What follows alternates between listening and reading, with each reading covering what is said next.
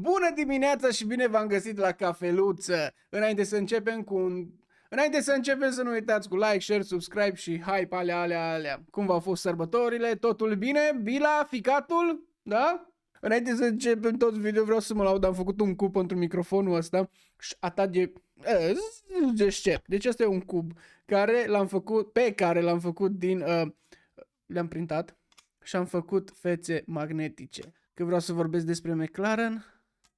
Opa, față cu McLaren. Așa, pac. Atât. Mi se pare genial. Dacă aveți podcast-ul și vă trebuie cuburi, scrieți-mi.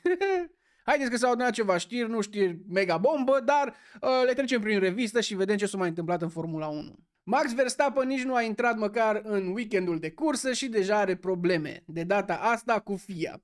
Se pare că faza din Japonia, când l-a dat afară pe jurnalistul acela, nu a fost uitată. FIA a venit la Red Bull și le-a spus să-l țină în lesă. Cât e mai vag la Max încât să zică hai, pa și pusi, am plecat. Trecem rapid la Lance Stroll. Omul a fost în GT3 și lumea, normal, l-a făcut praf, că a terminat foarte jos. În schimb, realitatea e puțin diferită. A luat o penalizare de peste 100 de secunde și nu neapărat pentru că a mers prost, ci pentru că sistemul de penalizare a fost cam dubios. Ceva cu blue flags, că cu diferențe mici între mașini și dacă nu te dădeai la o parte suficient de repede, bam, penalizare. Dar ritmul a fost ok și sincer, dacă Stroll pleacă din F1, GT3 chiar ar putea fi locul unde să arate bine. Undeva trebuie să arate și el bine. Apropo de lucruri random din motosport, pe noul circuit din Madrid, care nici măcar nu e gata, un tip a intrat cu duba pe traseu. Și nu doar că a intrat, hai să dăm o tură, a pierdut controlul și a intrat în decor. Deci da, primul crash pe circuitul din Madrid.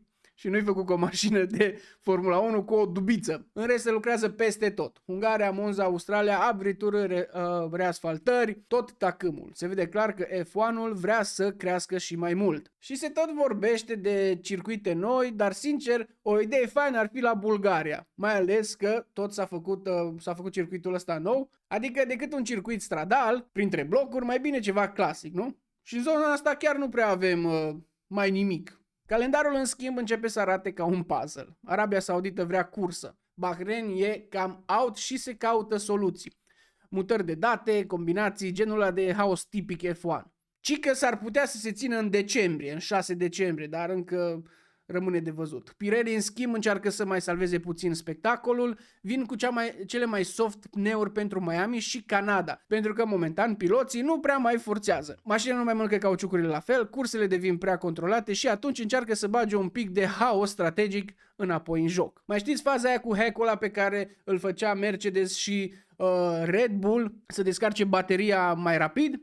E bine, acum e oficial, FIA s-a sesizat și a zis clar, nu mai merge. Dacă folosiți modul ăla, trebuie să fie doar pentru urgențe, nu pentru performanță. Și asta se simțea în calificări. Practic au închis portița aia mică prin care echipele mai scoteau câteva sutimi în calificări. Și sincer, genul ăla de chestie tipică F1. Nu era ilegală, dar nici nu trebuia să fie folosită așa. Probabil o să găsească ei un alt hack până weekendul viitor. Și poate cea mai interesantă idee este aerodinamica activă liberă în calificări. Adică pilotul decide.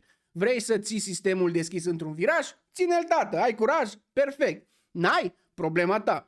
Sună genial pentru spectacol, dar și destul de periculos. Mai știți ce s-a întâmplat cu Dohan atunci când nu i s-a închis DRS-ul? Direct în parapet. Așa că sunt tare curios ce o să se întâmple până la Miami și ce o să se mai schimbe. O să mai aibă încă o întâlnire ăștia mai baștanii FIA-ului și cu CEO-ii echipelor de Formula 1 și vom afla ce se va mai modifica. Cam astea au fost zilele acestea.